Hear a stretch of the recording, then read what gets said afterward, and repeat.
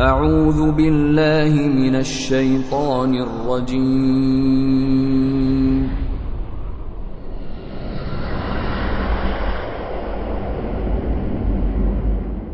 بسم الله الرحمن الرحيم Ey Peygamber, ular senden haraq ve qimar to'g'risida so'rashidi. Aytqinki, buning har ikkisida cho'ng gunoh bor va kishilarga ozg'ini nafmi bor. Lekin bu ikkisidagi gunoh nafga qaraganda bak cho'ngdir. Ular yana senden qandoq narsani sadaqa qilish to'g'riliq so'raydi. Ehtiyojdan ortiqini sadaqa qilinglar degin. Dunyo va oxiratning ishlarini tafakkur qilishinglar uchun Allah ayetlerini sizlarga mushundoq bayon qiladi. Bu yerda bir izohat bor. Bu oyat haraq va qimar harom qilinishdan burun nozil bo'lgan. Ey payg'ambar, ular sendan yetimlar to'g'riliq so'rashidi.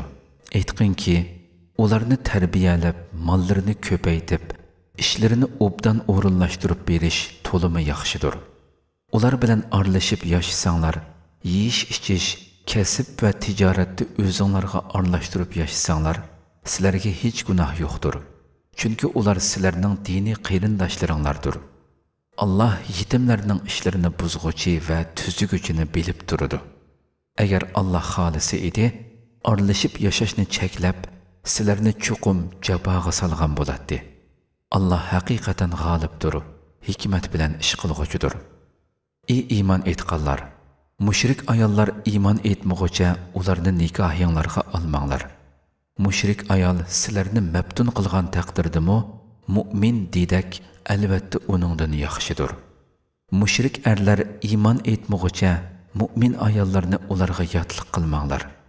Mushrik er sizlarni mabtun qilgan taqdirdimi, mu'min qul albatta uningdan yaxshidir. Ana shular, ya'ni mushrik erlar va ayollar sizlarni do'zaxga boshlaydi. Allah o'z irodasi bo'yicha sizlarni jannatga, mag'firatga chaqiradi. İnsanlar o'g'it olsin deb Allah ularga o'z oyatlarini bayon qiladi. Ey payg'ambar, ular sendan hayiz mazgilida jinsiy aloqa qilish to'g'riliq so'raydi. Aytqinki, u ziyonliqdir. Shunga hayiz mazgildagi ayollardan yiroq turinglar. Hayizdan pak bo'lg'icha ularga yaqinchilik qilmanglar. Pak bo'lganda ularga Allah buyurgan joydan yaqinchilik qilinglar. Shaksizki, Allah ko'plab tavba qilg'uvchilarni yaxshi ko'radi. Paklang'uvchilarni yaxshi ko'radi. Ayollaringlar sizlar uchun xuddi ekinzorliqdir. Ekinzorliqinglarga xohlagan ravishda kelinglar. Oldi bilan o'zinglar uchun yaxshi amallarni qilinglar. Allah'tan qo'rqinglar va bilinglarki, sizlar cho'qim Allah'ning oldiga borsizlar. Ey payg'ambar, mu'minlarga xush xabar bergin. Sizlar Allah'ning nomi bilan qilgan qasaminglarni yaxshilik qilishga, taqvodor bo'lishga, kishilarni ablashtirishga to'salg'u qilib olmanglar. Allah hammani anglab turg'uchidir, hammani bilib turg'uchidir. Maqsadsiz ichgan qasaminglar uchun Allah sizlarni javobgarlikka tortmaydi. Ammo qasddan ichgan qasaminglar uchun sizlarni javobgarlikka tortadi. Allah intayin afu qilg'uchidir. Jazolashga oldirab ketmaydigan zotdir.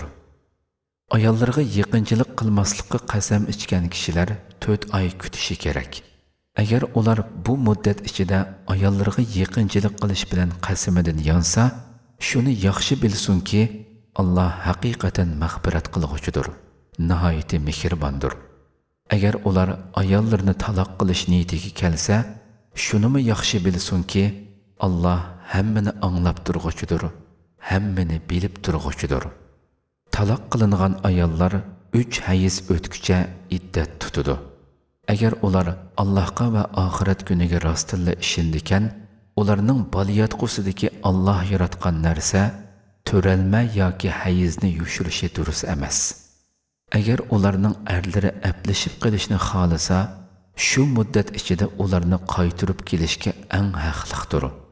Ayollari ustidan erlarning haqlari bo'lganidek, erlari ustida ayollarining haqlari bor. Erler ayollardan bir derece ortiqlikqa ega. Allah g'olibdir, hikmat bilan ish qilg'uchidir. Bu yerda berilgan izohatda oyatdagi quru degan so'z zid ma'nilik so'z bo'lib, ham hayiz ko'rishni, ham hayizdan poklanishni ifodalaydi. Yarışıp olishga bo'ladigan taloq 2 qitimdir. Uningdan keyin ayolni yaxshilik bilan tutish yoki chiroyliqcha qo'yib o'tish lozim. Allohning ayollar haqidagi belgilamalariga rioya qilolmaslik xavfi bo'lmasa-la, o'zinglarning ayollaringlarga mahri uchun bergan pul melinglardan biror narsani qaytirib olish sizlarga halol bo'lmaydi. Agar ayol ikkisining Allohning ayollar haqidagi belgilamalariga rioya qilolmaslik xavfi bo'lsa, ayol ajrashish uchun eriga bir narsa bersa, har ikkisiga gunoh bo'lmaydi. Ana shular Allohning belgilamalaridir. Onunga xiloflik qilmanglar.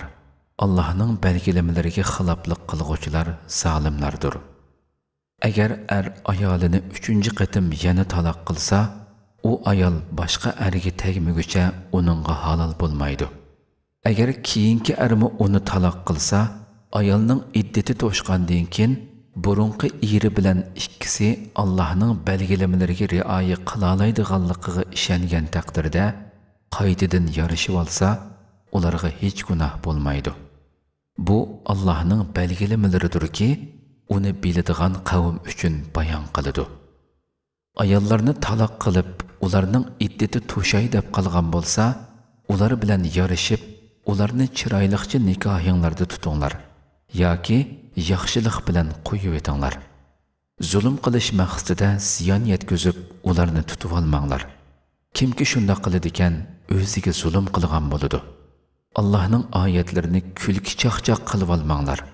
Allohning sizlarga bergan ne'matini va sizlarga o'g'it berish uchun nozil qilgan kitobini, hikmat, ya'ni sunnatni esinglardan chiqarmanglar. Allohdan qo'rqinglar. Bilinglarki, Allah hamma narsani bilguchidir. 3 taloqning tövbenida taloq qilinib, iddati to'shib qolgan ayollar agar o'z eri bilan qoida bo'yicha putishgan bo'lsa, ularni qayta nikohlanishdan to'smanglar. Buning bilan oranglardan Allohga va oxirat kuniga iymon keltirganlarga nasihat qilindi. Bu, ya'ni ularni nikohlab qo'yish sizlar uchun eng foydalidir va eng pok ishdir. Allah hammani biladi, sizlar bilmaysizlar. Onalar bolalarini 2 yil to'liq emitsin. Bu hukm to'liq emitishni xohlagan kishi uchundir. Otalar onalarni qoida bo'yicha yemak ichmak va kiyim-kechak bilan ta'minlab turishi kerak. Kishi faqat qo'lidan keladigan ish qilib buyuriladi. Ona bolasi sababli ziyon tortmasin. Otimi bolasi sababli ziyon tortmasin. Oti o'lib ketgan ahvolda uning varisi otiga o'xshash mas'uliyatni o'z ustiga olishi lozim. Agar ota-ona kengashib, bolani 2 yil to'shmasdan sutdan ayirib etmoqchi bo'lsa, ularga hech gunoh bo'lmaydi. Agar bolalaringlarni enik onalarga emitmoqchi bo'lsanglar, qoida bo'yicha ularning haqqini bersanglarla, sizlarga hech gunoh bo'lmaydi. Allohdan qo'rqinglar. Bilinglarki, Allah sizlarning qilayotgan amalinglarni ko'rib turg'uchidir. Aranglardan eri vafot bo'lib ketib, tul qolgan ayollar bo'lsa, ular 4 oy 10 kun iddat tutishi lozim. Ular iddati to'shqandan keyin o'zlari to'g'riliq qoida bo'yicha ish qilsa, sizlarga, ya'ni shu ayollarning ega chaqilariga hech gunoh bo'lmaydi. Allah sizlarning qilayotgan ishinglardan xabardordir. Ey erlar, iddati to'shmagan ayollarga o'ylanish talabini puritib o'tishda yoki buni dilinglarda yushirishda sizlarga hech gunoh yo'q. Sizlarning ularga ig'iz ochadiganliginglar Allohga ma'lum. Lekin ular bilan yushirin va'dalashib qo'ymanglar. Faqat muvofiq so'zni qilsanglar bo'ladi. Iddati to'shmog'icha nikoh qilishga bel bog'lamanglar. Bilinglarki, Allah dilinglardagini bilib turadi. Allohdan qo'rqinglar. Shunimi bilinglarki, Allah nihoyat mag'firat qilg'uchidir. Jazolashga oldirib ketmaydigan zotdir. Sizlar mahrini bekitmasdan olgan ayollaringlarni ularga yaqinchilik qilishdan ilgari taloq qilsanglar, sizlarga hech gunoh bo'lmaydi. Lekin ularni pul moldan bahramand qilinglar. Boy o'z holiga yarasha, kambag'almi o'z holiga yarasha qoida bo'yicha bersin. Bu yaxshilik qilguvchilarning o'tashga tegishlik majburiyatidir. Agar sizlar ularga yaqinchilik qilishdan ilgari va mahri tayinlanib bo'lgandan keyin ularni taloq qilsanglar, tayinlangan mahrining yarmini ularga beringlar. Ammo ayollar o'ziga tegishlikini eriga o'tinsa yoki nikohning tuguni o'z ilkida bo'lgan erlar o'ziga tegishlikini ayoliga o'tinsimi, ya'ni tayinlangan mahrining hammasini berib vessimi bo'ladi. Sizlarning o'tingininglar taqvolikqa eng yaqindir. O'zaro ihson qilishni unutmanglar. Shaksizki, Alloh qilayotgan ishinglarni ko'rib turg'uchidir.